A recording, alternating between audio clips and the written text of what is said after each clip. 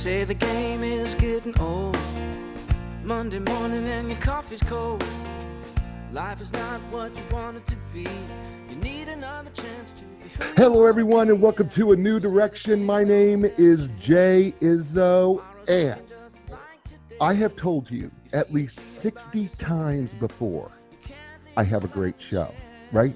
And you believe me because you go, well, yeah, they are great shows. Today? Oh, do I've got something. This isn't going to be great.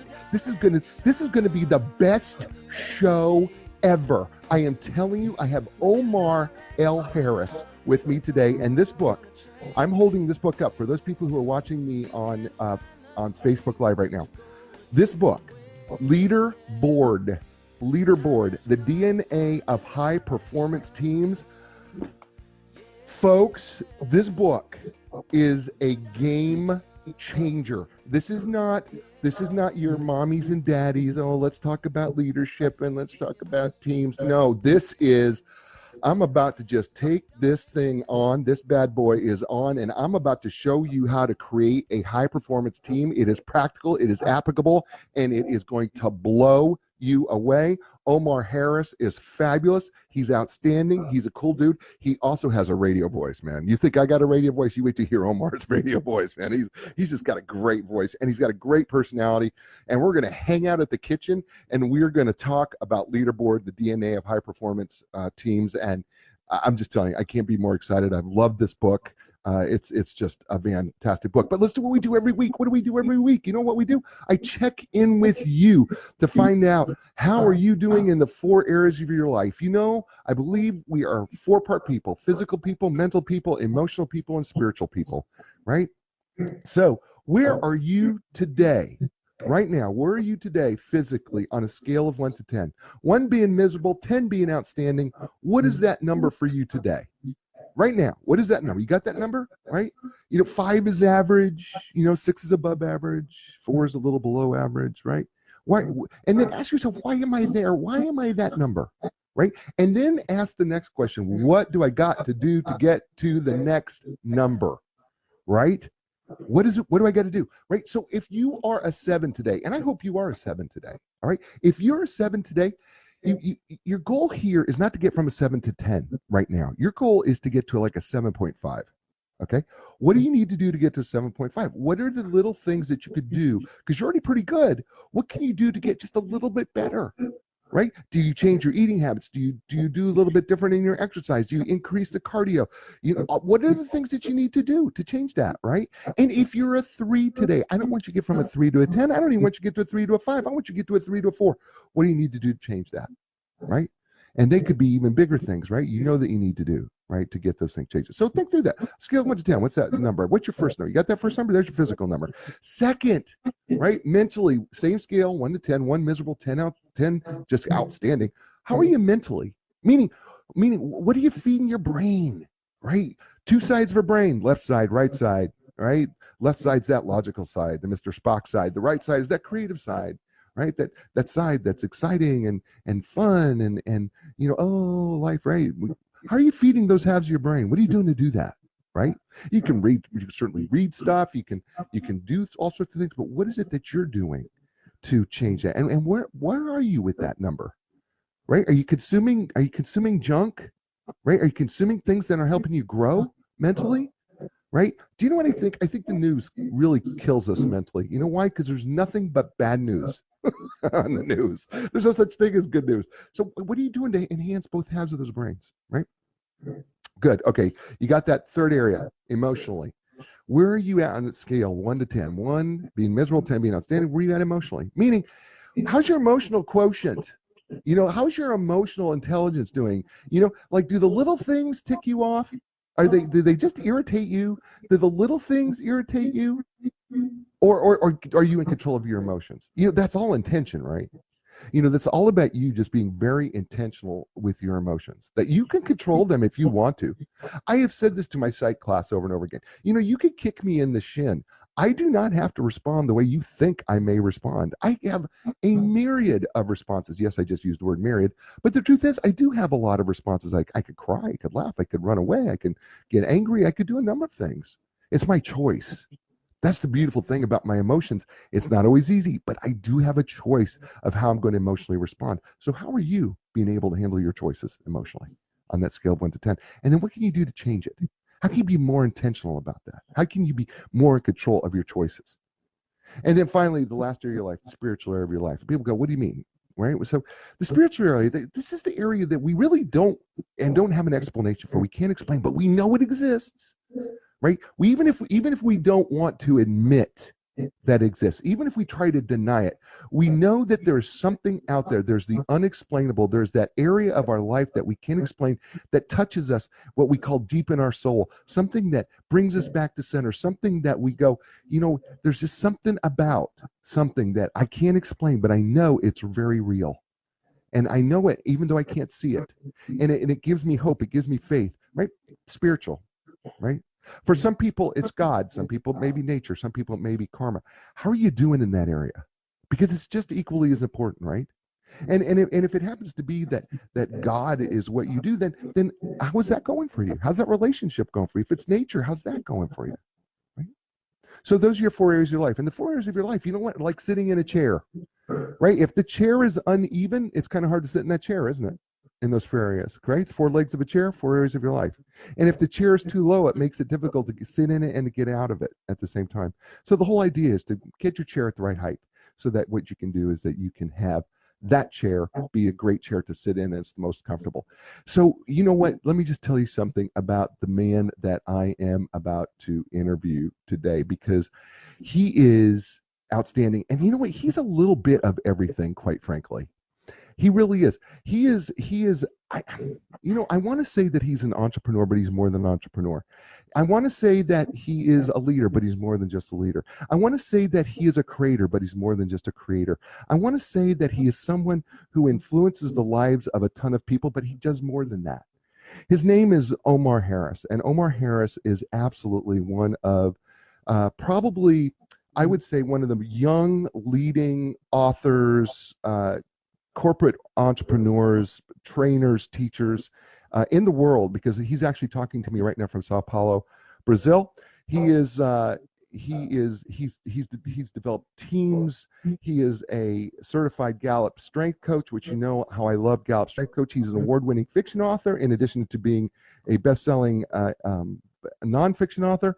He's an independent publishing guru, entrepreneur, 21-year veteran of global pharmaceutical industry. He has published works are One Blood, From Authors to Entrepreneurs, Fate, The Leaderboard, the book that we're talking about today. He is also working on the sequel, and I can't wait to ask him about Halo. Oh, man, I'm so excited about Halo. But he is absolutely outstanding, and you're going to love him today. I promise you, you're going to fall in love with Omar Harris. And so, ladies and gentlemen, please welcome to the show, Omar Harris. Omar, welcome to A New Direction.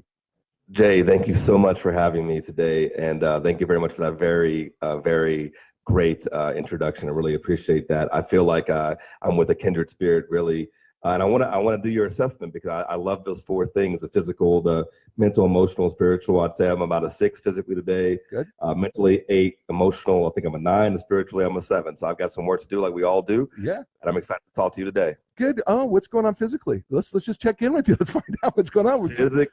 Physically, I need to get. I got to get to the gym, man. I've got to get to the gym. I've just fallen off the wagon a little bit, gained a little bit of weight, and I've got to get my physical right. I've got to get back into the gym. So I think that's my goal tomorrow morning. I'm going to wake up, go to the gym, and get back on the wagon. Thanks to you.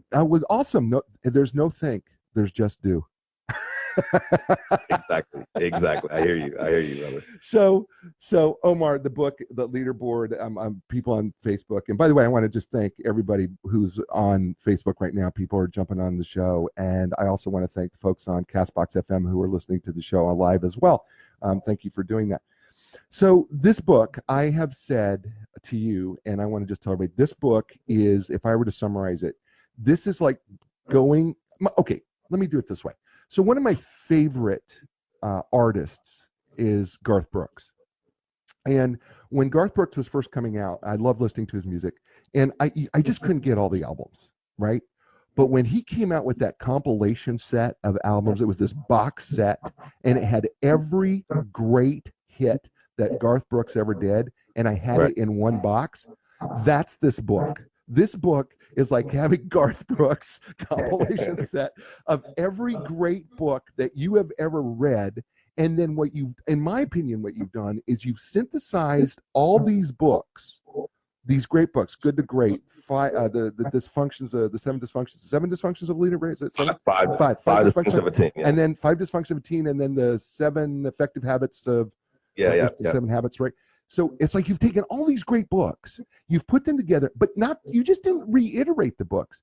You took them and then said, this is how you're going to apply the books to your teams. And this is how you're going to develop the DNA. Because, and I thought this was really cool when you open up the book, you had this aha moment when it was a biology class, right? It was like a biology class that you were taking or something that had.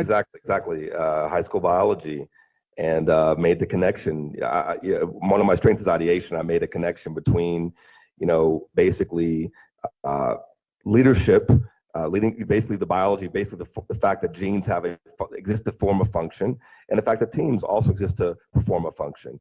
But in the case of genes, you have different activators, like catalysts. But in the case of teams, the catalyst is the leader.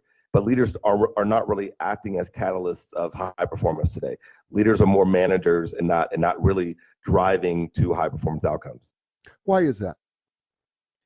I think, I describe this as a bit of a journey. I think leadership has evolved over the years.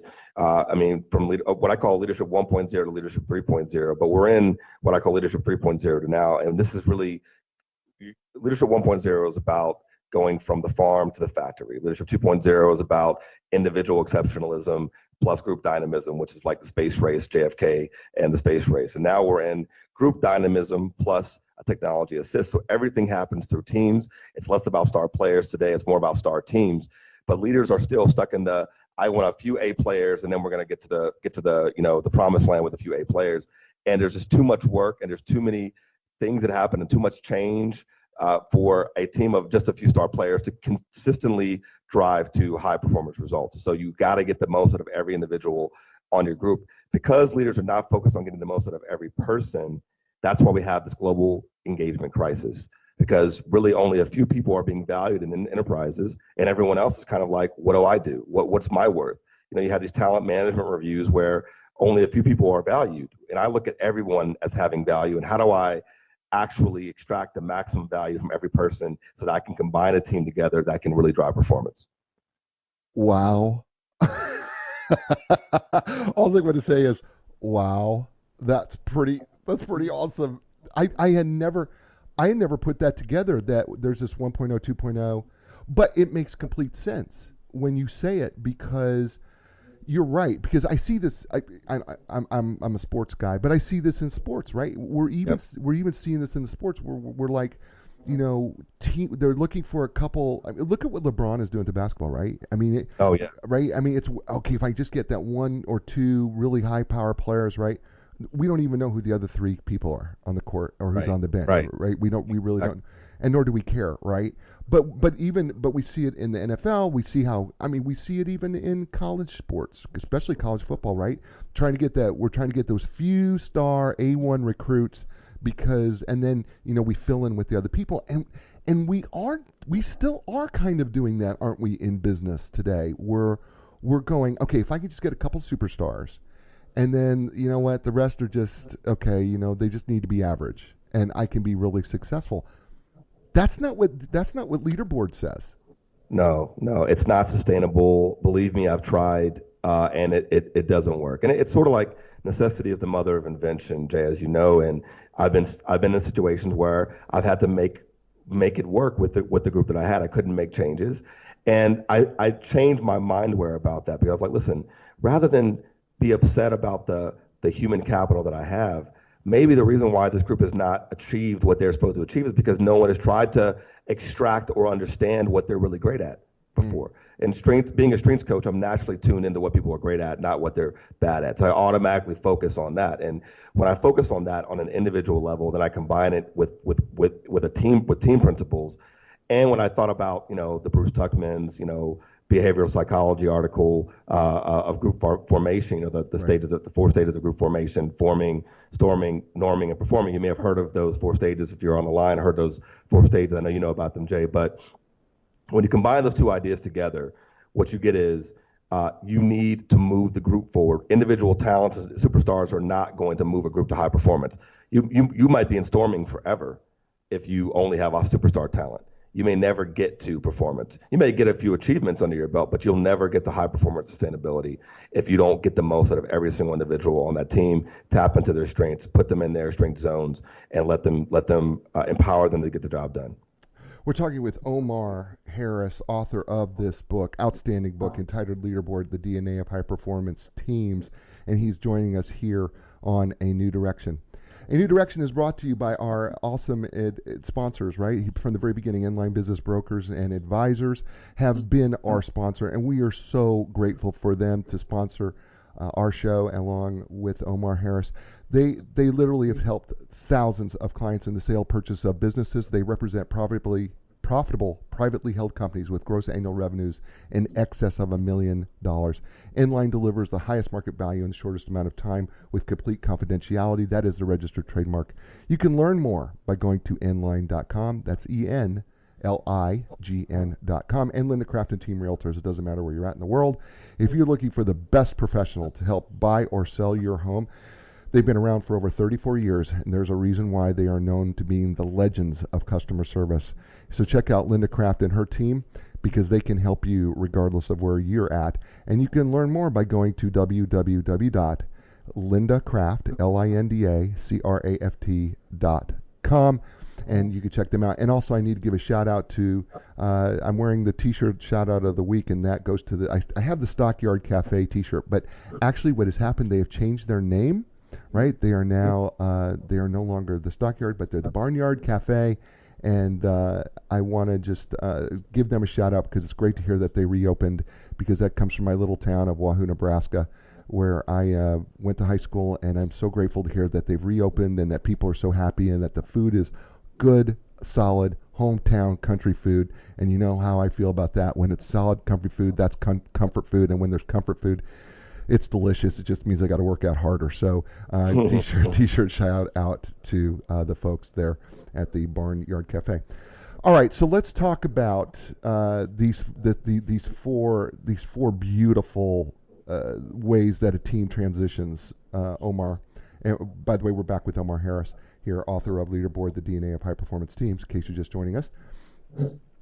So we have this forming, storming, norming, performing thing, and I'm trying to get people to wrap their mind around this. Can we walk through this and then walk through? Are you okay with walking through this a little bit to help people? Oh, definitely. So I want to go back to the scientific basis. So what Bruce Tuckman did exactly similar to what I did with Leaderboard was Bruce Tuckman did not write an original article about group formation.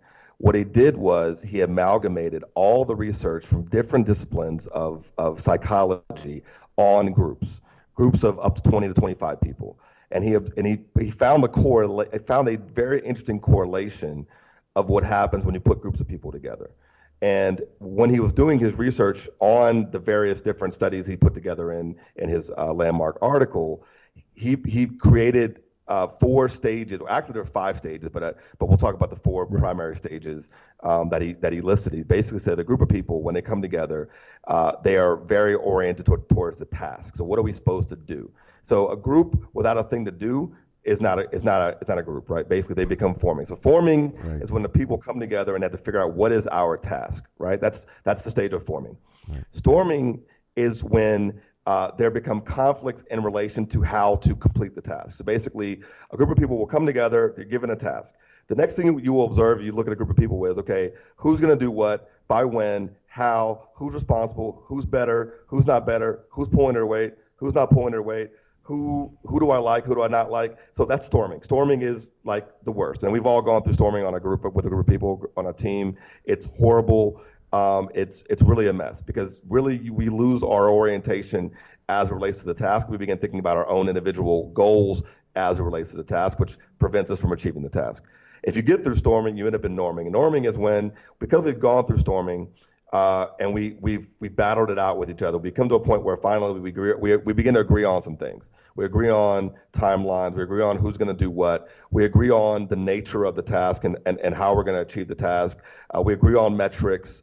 And so we get to a point of agreement. So now we're norming, and we can begin to make some progress when we're in the norming phase as a group of people. However, norming is confused with performing all the time, but norming is not performing because of one simple reason. Because of the fact that the group has gone through storming, and because of the fact that they are still sensitive to the bruises gained by storming, they exist in a false harmony. So norming teams exist in a false harmony. They don't want to disagree with each other because they don't want to go back to storming, right?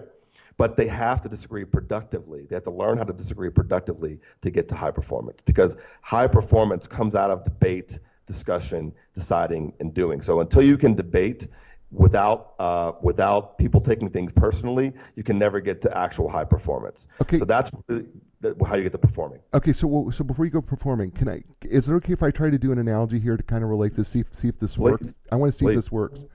So I think of it kind of as when norming is like you're forming your high school band, right?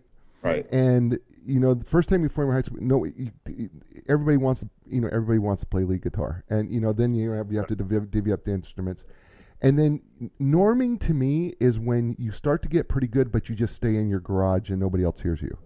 Exactly. Is that you're still a garage band? You're still a garage band. I mean, you're playing pretty good. You sound good. You're actually doing what you're supposed to do with a group of people, but you're not selling records. You're not actually achieving anything. And we're not playing in front of anybody. Yeah, you're not playing in front of it. You haven't moved. You're not on the big stage yet. You haven't actually moved that show out of the garage. So exactly right. You're not there. I mean, I use a basketball example in the book because I'm very passionate about basketball. I played basketball in high school, and so I use a basketball example, but a band example is just as apt, I think. Yeah, I love your basketball. By the way, the basketball example, before we get to performing, because I know you're chomping at the bit to do performing, but I do want to let people know that what he did here, what Omar did here, was he actually takes a story, and I don't know if the story is real or not, but it could have been made up, but it sounds plausibly real. And he tells you the story, and he takes you through all these pieces, and then at the end of this book, he gives you the nuts and bolts of how to actually apply this to your teams. I found this story, by the way, I just want to tell you, Omar, the story was just so incredibly well written. It gave me just enough tension to go, well, dang it, Sam, get yourself together. Right? It just gave me just enough where I really was, and then I was mad at Jim at first, and then I came to like Jim at the end. I was kind of like, right, and then Myra, I was kind of like, I just was like, come on, right, and I love CC. CC was a great character, right? I could see the Bill Murray in him, right? He had the whole thing. Yeah. So there's see, I did read the book. I know, right? I definitely read the book. I really appreciate you. Definitely did your homework. But I got endeared to these characters. That's amazing. That's amazing. I got into Alicia. I did. I totally did. Jay, it is a true story, actually. Okay. So it's based on the best team that I ever worked for. And of course, the names have been changed to protect the innocent. And of course, I changed scenarios and whatnot. But a lot of that dynamic that you feel in the book, the feeling of it is what it felt like to me when I was on that team. I was my character in the book is actually Alicia. Were you Alicia? I'm Alicia in the book. Oh, really? Yeah. So I just changed my gender and changed a few other details about myself. But yeah, I'm in the book. I'm Alicia because I was on the team as well. And so it's based on real, and Coach is really like that. I mean, he really is an amazing person and one of the best, smartest leaders I've ever worked for, and really was able. He didn't have a book like Leaderboard to do what he did, but he had this innate ability to put people together and build high performance teams that I've been trying to mimic ever since. I had to write a book to mimic what he does. That's awesome. I wondered if the story was real because the story is so good. Okay, the story is so good, and I was telling my wife as I was reading this story, I said, "This guy's genius." I said, "He's telling me a story to take the nuts and bolts of his book and put it together." And I said, "This is really a good story." I said, "I don't know if it's real or not, but man, the details sure feel like it's real." That or he's just. I said, I said, this has got to be. And so now that you've done that, thank you for clarifying that, because I was literally going, I wonder if this is real. I got to think it's got to be a real story. So let's talk about performing. The last stage in this whole thing is how do we get to performing, and then what is it? Or maybe what is it and how do we get there? So, I mean, leaderboard is really focused on the first three stages is helping leaders recognize that their team is going to go through the stage and really helping them understand the dynamic. So forming happens in three ways. Either you're new to the team, so you're a leader, you're new to the team. So the team could be existing, you can inherit a team, and the team will automatically go back to forming because you showed up. Your energy will change the dynamic of the team. Or the mission of the team changes. So basically the team was already performing, the mission changed, and now the team is forming again because you have to reform around the new task. And so maybe what worked in the old task will not work for the new task. And so that's really important that people understand that, just because you get to performing, if the mission changes, you go right back to forming. You have to go back to the stages all over again. Or if any member of the team changes, you lose someone on the team, that takes you back to forming. Or if new people come into the team, it takes you back to forming. So forming it always happens. It will always happen. It continually happens. So it's not like you can linearly move past and hope that you get out of the woods and never have to go back. It will always come back around again. You have to continually go back to the principles of the book. But so performing is when you've coalesced and put it all together. So everybody, there's high trust, there's high accountability, there's a lot of productive conflict on the team.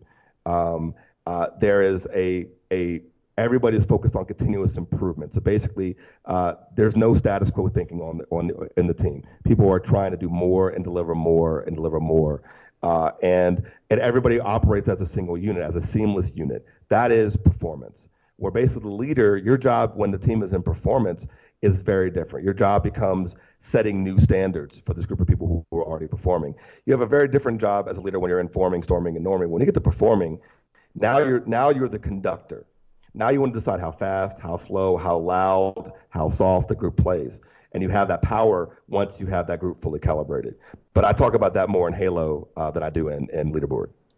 Yeah, you do talk a little bit about it in the at the end of the book. So let's go through a little bit of this book, if you don't mind, and let's give the listeners a taste of some of the genius of this book, because I just find it genius. And by the way, this book, the Leaderboard, the DNA of High Performance Teams, can I just tell you, if you are a coach or consultant and you are working in for businesses, or even if you're working I don't care if you're a sports team, I don't care if you're a business team, I don't care if it's your family unit. Did you hear me? Family unit. This book is going to help you. I have found this book to absolutely be, if people can't see it, but I have my book so dog-eared that it literally looks like somebody took a pair of scissors and literally chopped every other page off, is how dog-eared, and it is so covered in yellow from highlighting this book. And let me just say about Leaderboard, the DNA of High Performance Teams, that he wrote here, there's so much practical application. He also gives you bit.ly links, bit.ly, yes, bit.ly. He gives you bit.ly links that you can actually download some of this stuff. And if you buy the book, right, if you actually purchase this book, there's a QR code in the back. You can download all the stuff he's talking about. I mean, he's like giving this stuff away so that you can do it. This is how great this book is. He is giving it away. The guy could be making millions coaching you because he could charge you whatever he wanted to charge you to make you successful. Instead, he's just going to give it away. Are you kidding me? That's how brilliant this is. That's how awesome this is. So I was like going, the guy just gave away $1 million worth of secrets here, because he has literally put the books like Good to Great, Dysfunctions of a Team, 7 Habits, and all the books, the 21 absolute things of leadership. He's taken I'm just telling you, he's just put them all together, and then he's pulled them out, and he's found a way to put this together. It's just, the book is brilliant. It's available Amazon, your favorite bookstore, anywhere that you are hearing me right now. Just go to your favorite bookstore, because you know what you're going to find. You're going to find that when you go there, just ask for Leaderboard, the DNA of High Performance Teams, because it's there. And if they don't have it there, you tell them, darn it, you need to put it here because it's that good. Okay, so you tell him to do. He's laughing at me, but it's true. It's that good of a book. So you get it on the shelf. Dang it! And then don't show the spine of the book. I want to see the front cover of the book because that's what we want as authors. So. Exactly. I'm sorry, man, but thank you very much for that, Jay. I love the book. By the way, he's not paying me a dime for that. Okay, I just want to let everybody know that was just me in love with his book, and in love with him too. He's just really cool dude, and he's a great guy. So when we're going through this whole period of norming, forming, norming, storming, performing.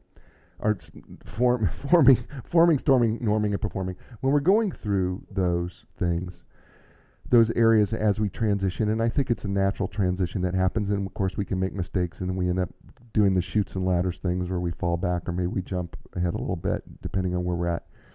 But there are other things that help us kind of get there along the way. And as Sam we call coach, as Sam is working through this, he's trying to put together his key players, and Jim's trying to force his guy into the team, and I feel the tension that Sam is a little reluctant, knows that he's a bright guy, but I'm not sure that I want to bring him into the team, and trying to make the team dynamics work. He's got a very limited amount of time to accomplish the task that he's got. I think he's got 14 months or something like that.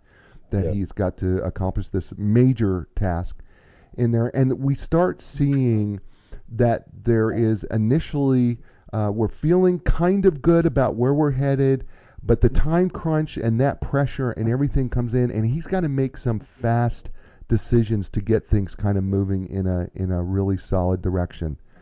So what is that first step that you like to take, want to take as you're forming a team? What's that real first practical step you like to take? So the number one hack, and I'm going to give three of these. So three key tools that I think everyone who's listening can take forward from this session today.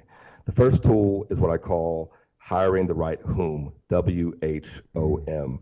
And whom is an acronym, and it stands for work ethic, heart, optimism, and maturity. And what I found is that when you're forming, once again, we're talking about high performance teams, building A teams, not A players. High performance teams are more than intellect, more than educational pedigree, and even more than what you've done in your past. What you've done in your past does not matter, is not necessarily reflective of what you're going to do in the future, right? It's not necessarily indicative. Right. But if you have high work ethic, if you are passionate, and come to work every day bringing your best self and are very passionate about the mission of the team. If you are optimistic and solution-oriented, so you see the way around barriers and over obstacles, and you never stop until you solve the problem. And if you have the maturity to deal with inevitable disappointment that's going to come up when you work with another group of human beings, then that is much more indicative of future high performance than how smart the people of the group are. And so that's what I hire for. So I've created an assessment that you can download when you purchase the book. That's, once again, for free, as Jay said, that you can basically download and utilize this. I utilized it this morning when I was interviewing a candidate for a report to one of my managers. I use it for all of my hires in my organization, and it really assesses where people will fit on the work ethic, heart, optimism, and maturity scale, and allows you to make sure you bring in the right DNA right from the start. Because one of the ways to hack high performance is bring in high performance DNA right from the beginning with the whom. That's the first tip. Yeah, I love this because I loved whom. Matter of fact, I'm a big fan of behavioral interviewing, of which you are too. I could see that. Yeah, definitely. You even talk about that, and I thought, he's assessing, as I'm reading this, I'm going, he's using this whom assessment, work ethic, heart, optimism, and maturity, and I said, he's coupled that with a behavioral interview so that he can actually get at the behaviors. You've operationally defined what work ethic is, what heart really is, what optimism is, what maturity is, and you're getting people to give their real life examples behaviorally to assess that. And by the way, I was about to say, and I'm so glad that you said it, but you actually give the assessment. Yeah, it's there. I mean, you just download it. It's right there in the book. Like it's one of the main things you download when you go to the resource center. So it's right. It's readily available. I loved that the whom I thought that was genius. Matter of fact, again, my wife who owns her own real estate company, I said to her, I said, this is a game changer in terms of hiring. It's just a game changer, and I really do believe that for people, if they would hire, we talk about hiring on the basis of your culture, and I think that's fine. I think you can do that to an extent. But if your culture, if you know your culture well enough to know your work ethic, what kind of heart and optimism and maturity, guess what? It's just such a clean fit, and I love that about that, just honestly. I appreciate it, and it really is. And once again, this has worked in the Middle East. It's worked in Asia. It's worked in Latin America. It's worked in the U.S. It really is tried and tested around the world. And these principles fit in different types of organizations, different types of situations, different team sizes. So because these behaviors are necessary for high performance. It just came to me that these behaviors are necessary for high performance. People have to work hard. They have to have shared passion. They have to be able to solve problems, and they have to be mature enough to deal with disappointment, conflict productively. Because by doing that, you begin to hack the storming phase. So if I have a group of people who already have these 4 elements come in the door, we're going to move through storming really fast. We're going to go through some storming, but we're going to go through it really, really fast because of the next tool I'm going to give you. Right. So let's talk about the storming phase. I think that, I think some people can get stuck here, and I'm wondering if this is your experience as well. That my experience has been sometimes teams get stuck here in storming, and they never get through the storm. And I got stuck in storming for a year and a half. Okay. Once with a team. And explain the storm and how you got through it. So I basically was not utilizing whom. There was a moment, of course, where I invented whom. I wasn't utilizing it to interview people, and I was utilizing what I thought was a good process, which was, an HR screening for interview, a business case assessment to see people on their feet, which was really effective. And that was in a culture fit interview, basically to understand that they linked with the values of the enterprise that I was running at the time. But when I hired these leaders, what I found was these people actually were very selfish, egotistical, and things I couldn't have picked out in these interviews. I couldn't pick out these behavioral attributes that we didn't detect them during the screening and hiring process. These attributes of how they will interact with other people on the team, what their own goals were, what they were driven by, their drivers and motivators were not clear, other than their own career interests. And also, finally, I think that they didn't have the maturity to deal with disappointment. When people disappointed them, they basically wanted to crush them. So imagine, in me with my leadership style as it is right now, servant leadership, dealing with leaders who are very hierarchical top down, it created an automatic conflict. And it was very difficult to get out of storming. So I had to innovate and create new tools, reconnect with these individuals, and do what I should have done before I hired them. So that's where I got to the next tool, which was the interviewing. So interviewing, I-N-N-E-R, not interviewing, interviewing is a step that happens once you've hired people. And it's a step that leaders should take to build immediate trust and connection with their new hires. And this step allows you to right off the bat begin to understand someone's motivators, demotivators, likes, dislikes, and how they like to be rewarded, how they like to be praised.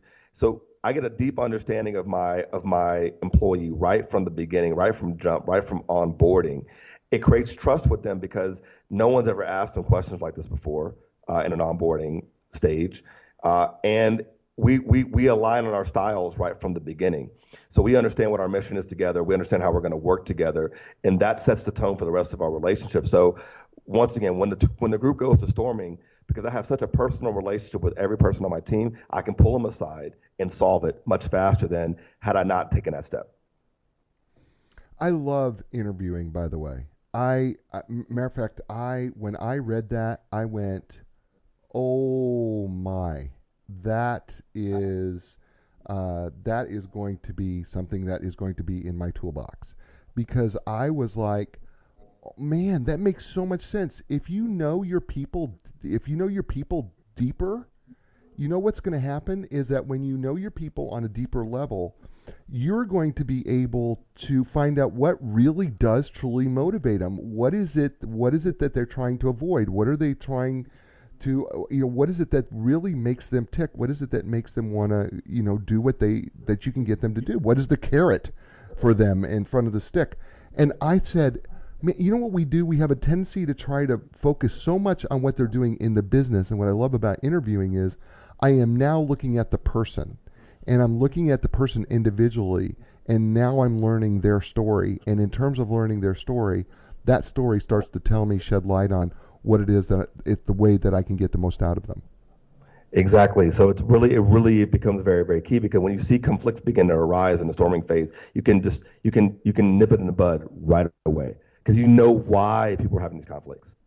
You understand it on an element because you've already done the work, versus trying to fix it afterward. Trying to fix these problems once they've arrived, once people have hurt each other. And once trust has been broken, it can be very difficult to repair. But if you can anticipate that, it takes you a long way towards getting to high performance faster.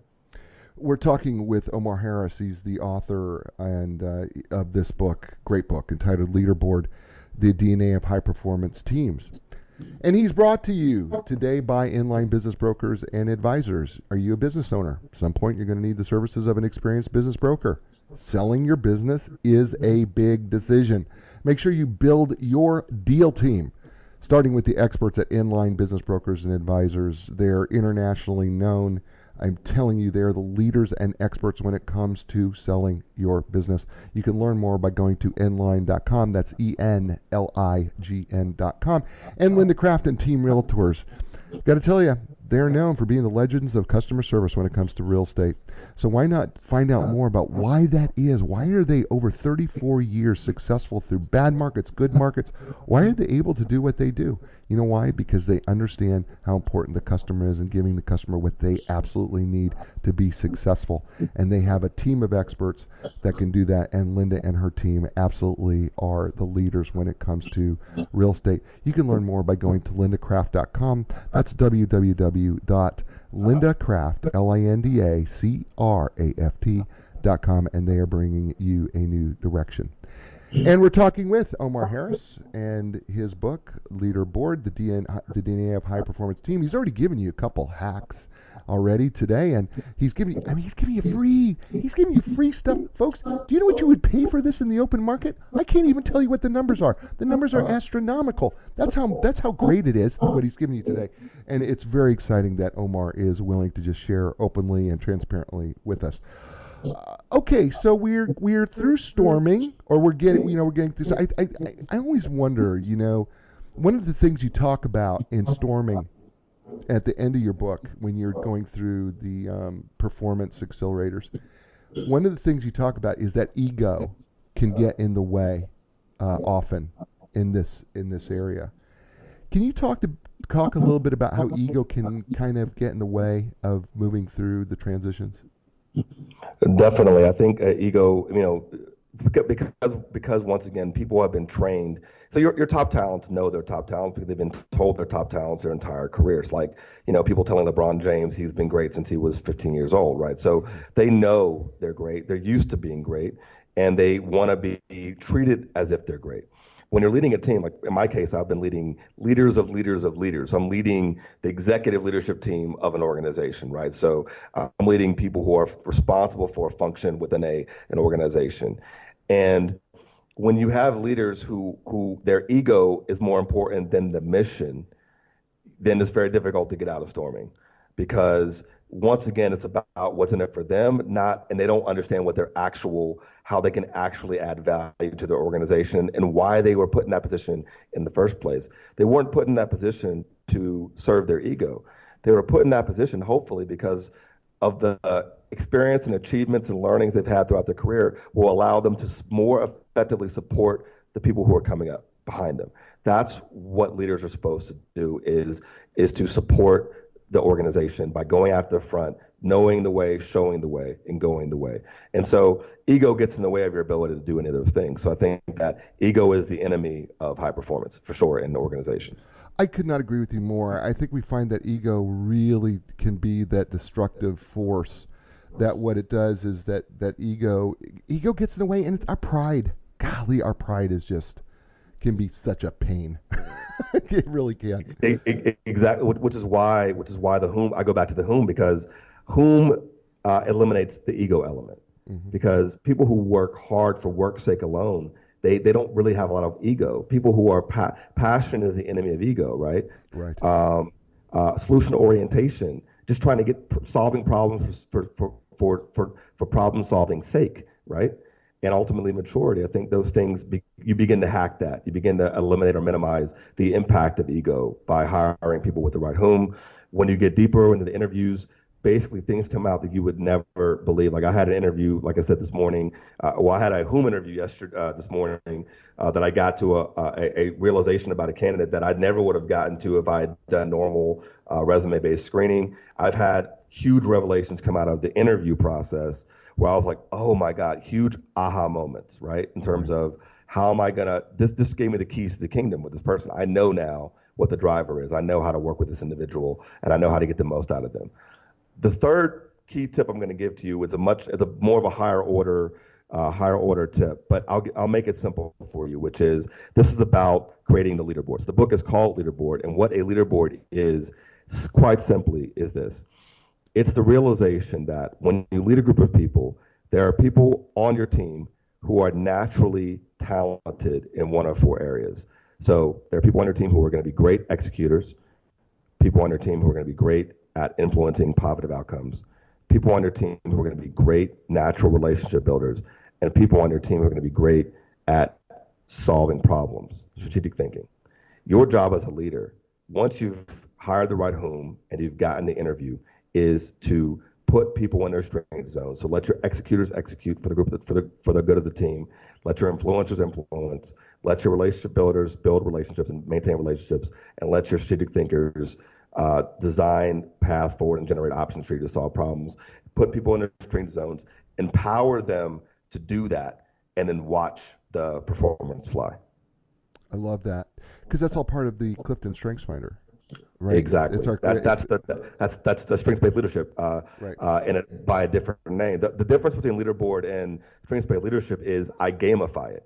Right. You talk about gamify. Talk about gamifying that.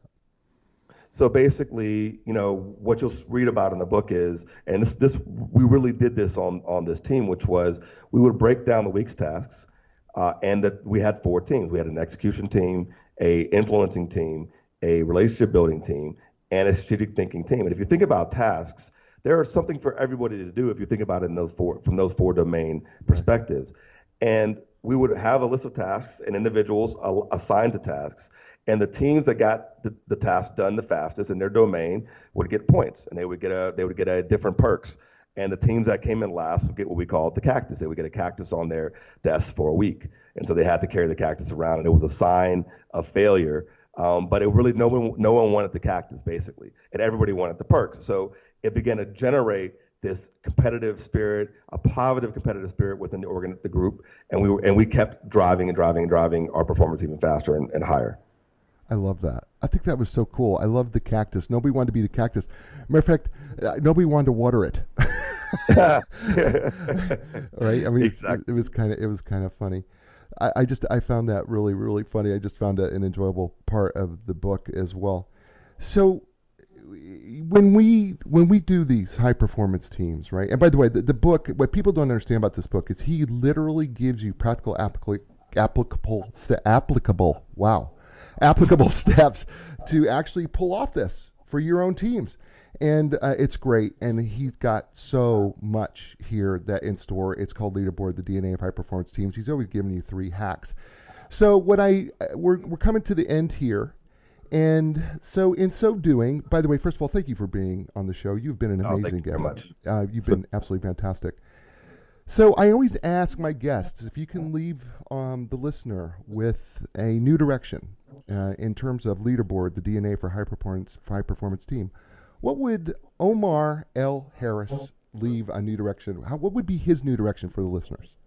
So thank you very much, very much. This has been a fantastic conversation. I've really enjoyed us being in the kitchen together and having our adult beverage and having our meats and cheeses and having this great chat. And I hope the group who's around us has enjoyed the chat as well. I look forward to any questions that may come up. You can ask questions of me on LinkedIn or my website. Look forward to answering any questions or even this forum as well. But I think the new direction that I would like everyone to take forward is the principle of servant leadership. And what I mean by that is what I was describing a little bit earlier, in that when you get into a managerial function or you get into a higher leadership function, it's not about you. It's not about your own ego. Yes, you're getting paid more. Yes, you get more perks, and that's fine. But those things come with a responsibility. And the responsibility is you have a responsibility to develop and to help people succeed. And it's a bigger deal than you can imagine. It's not about you. And I want today's leaders and tomorrow's leaders to take that very seriously. The global employee engagement crisis is an indictment of management. It's an indictment of leadership, the current leadership style. Servant leadership is the way to turn that whole thing around by shifting our mindset around what our goal is as leaders, which is we have to serve and support. Our job is to lead from the front, as I mentioned before, know the way, show the way, and go the way. And by changing our mindware about what our goal is and what our job is as leaders, it will transform the dynamic of your enterprise, and you will have success that you've never seen before. So I want everyone to think about that as a new direction, and if they need any help with that, I'm here for this. Okay. All right. You just opened up a Pandora's box here. So do you have a few extra minutes? I have as long as you need. Okay, if you've got a few extra minutes, you know what we're going to do here? We're going to do bonus. We're going to do just a bonus few minutes because I want to talk a little bit about servant leadership, because I believe that is an absolute critical key to it, and I want to talk a little bit more about that in the bonus. So we're going to do bonus overtime. All right, we're going to do some bonus coverage here. So if as you people are watching, listening, stay with us, because we're going to have bonus, a few minutes of bonus coverage here, talking with Omar L. Harris and his book, Leaderboard, the DNA of High Performance Team. He is brought to you today by who else? Inline Business Brokers and Advisors. They have been our sponsor from the very beginning. Look, they have literally helped thousands of clients in the sale and purchase of businesses. So when it's time to sell your business, contact the professionals at Inline Business Brokers and Advisors. You can learn more by going to inline.com. That's ENLIGN.com. And Linda Crafted Team Realtors. No matter where you're at in the world, but you know what? They are located in Raleigh, North Carolina. So if you happen to be in Raleigh, you know what the truth is? You can actually come and find out in person why they are known as the legends of customer service when it comes to real estate. So you can learn more by going to lindacraft.com. That's LINDACRAFT.com. And we are back here with Omar L. Harris. A little bit of overtime is what we're doing, because he hit this last second shot to tie it up with servant leadership, and then I went, I cannot end on that as being our new direction. There's no way I can do that, because I want to talk about servant leadership, because that's a Pandora's box that we've got to talk about. So we got a few minutes here. Let's dig into just a little bit, if we can, servant leadership and what that really means, because I don't know that when, as somebody who coaches businesses and business executives, and I try to explain servant leadership, it's really a hard concept sometimes for them to wrap their mind around. So maybe you can do a better job than I can. So what do we mean when we say to a business executive, a manager, what do we mean when we say servant leadership? So the way I try to describe it to my leaders is that remind them that they're not value creators in an organization. And it's really hard for people to hear this. I'm a senior executive, I'm not a value creator. It's like, you're not a value creator. The people who create value, think about what you're selling. Think about who's selling it. And think about who the customer is. How far away are you from the customer? You're eons away from the customer if you're sitting in an executive suite. You're eons away. You have no idea what the customer actually wants. You have numbers and charts and figures and graphs, but you have no actual insight into what the customer wants. You know who has the insight of what the customer wants? Your frontline salesperson. So servant leadership means I need to go down or go, I call it going up, because I believe in inverted triangles. I believe I'm at the bottom of my organization and my salesperson is at the top. But let's say if you're thinking traditionally, you need to go down to your front line, go out and meet your customers and understand what their challenges are. Then listen to your salespeople and understand what their challenges are, and to make it your mission in life to remove every barrier you can as fast as you can to that salesperson creating value for that customer. That is your job, and that's what every manager and leader's job is in an organization, and that's what servant leadership is to me. So, do you find the barriers to servant leadership, is the barrier ego? Typically? The barrier is ego. The barrier is the same reason. The barrier is the same reason why, with all the interactive communication technology we have today, presenters still want to just talk from the stage and not actually listen to their audience. It's ego. It's about them. It's about what I have to say, not about what the audience wants to hear or what they need from me. It's ego. It's all self-serving. Right. So how do you? I'm asking you, right? I mean, listen, I'm like going, okay, Omar, you're going to be my psychologist here. So how do we get people over their ego? What have you found to be successful? Because I'm sure you've had to deal with this, where people you've had to deal with people with egos who go, man, you're going to make, well, a servant, what? I'm a leader. What do you mean I got to be how do you get people over that ego piece? What's your best hack? It's really hard, but I think it comes with higher order missions. So I think that if the mission is not hard enough, the people are not going to change their behavior. So the mission that we're working together has to be so audacious that it forces us to remove ego from the equation. So I got that directly from Good to Great, which is, level 5 leadership and, big, hairy, audacious goals, right? You have to have these big goals. I call them superordinate goals that are bigger than any one person's position, goals that are so big that you can't get there by yourself. And that unifies people, and it helps people remove the ego, and they'll be more willing to do things in a different way if they understand it's in service of the goal. So the first thing I have to do is get alignment to the goal, alignment to the mission. If you can do that, then changing managers' behaviors and orientation to the mission becomes a lot easier. So I think that's one way. If you don't like that way, if that way appears to be too hard, then you have to just tell the individual what's in it for them by changing the leadership style. So, I've also used this approach, which is, I focus on a person's individual. What is your individual goal? What are you trying to achieve? And I prove to them that by being a servant leader, they'll get there faster than that they would if they were trying to go by themselves. I love that. So there's two ways, and they both work. So I'm going to offer a third way. You ready? I'm ready Buy the book. It's called Leaderboard. Buy the book. There you go. I love it. Here's the third way. Buy this book. It's called Leaderboard, the DNA of High Performance Teams. You want to get everything that Omar has just said and more, and his bonus coverage. He's been so gracious to us. I'm so grateful to him, and I want to just say thank you to him again. Buy the book. It's called Leaderboard, the DNA of High Performance Team. Available Amazon, your favorite bookstore. You can find it everywhere. It's absolutely fabulous. You've just heard several hacks, and he gave us a little overtime on top of it. Folks, this is the show. It's called A New Direction. We try to help you find a new direction in your life, your business, or your career.